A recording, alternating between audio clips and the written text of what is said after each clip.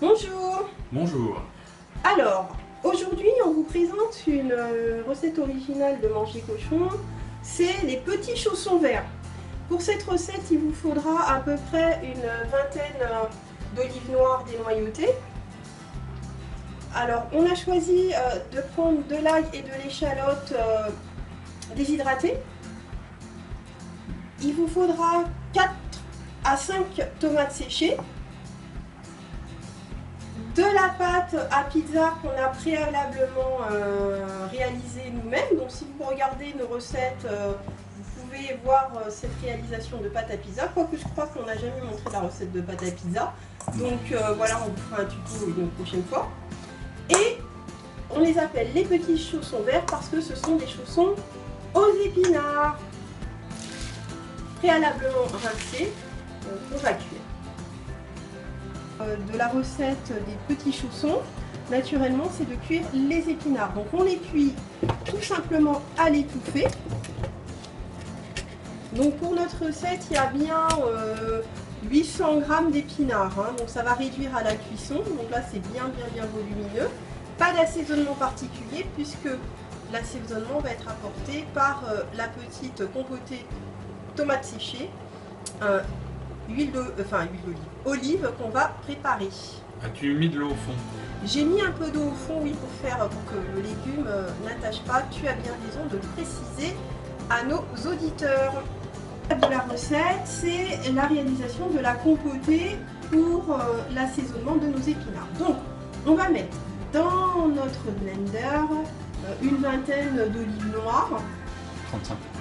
Bon, 35, j'ai un problème avec les chiffres. Non, je suis autiste. Donc, alors que... Ok. Donc en fait, nous mettons dans notre blender les olives noires. Alors les olives noires, nous les avons préalablement rincées, même si elles sont nature. Mais c'était pour enlever, parce que le produit est relativement salé. Ensuite, on va mettre 5 tomates séchées. Donc on garde un peu d'huile, on ne les rince pas celles-là, hein, parce que ça nous met un peu de gras dans notre recette. 5. Ok, et on rajoute l'ail en semoule. Alors on va mettre une cuillère à café d'ail déshydraté en semoule, une cuillère à café d'ail en semoule et une cuillère à café d'échalote déshydratée. Alors vous pouvez prendre de l'ail frais pour cette recette si vous voulez l'utiliser et de l'échalote.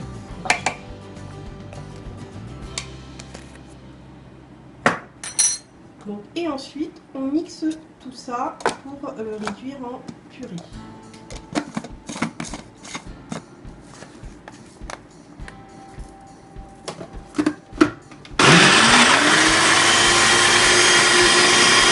Donc, on va les hacher légèrement pour pouvoir les mettre dans nos petits chaussons.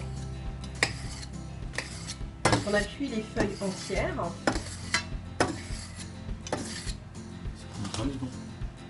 Hein? Ça coupe bien. En même temps, c'est un légume.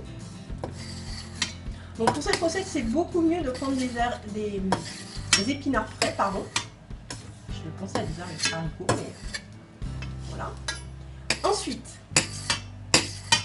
on va y mélanger notre fameuse petite compotée, voilà, notre préparation olive noire, tomates séchées et à l'échalote. Ça va donner le goût à nos petits chaussons et on mélange le tout.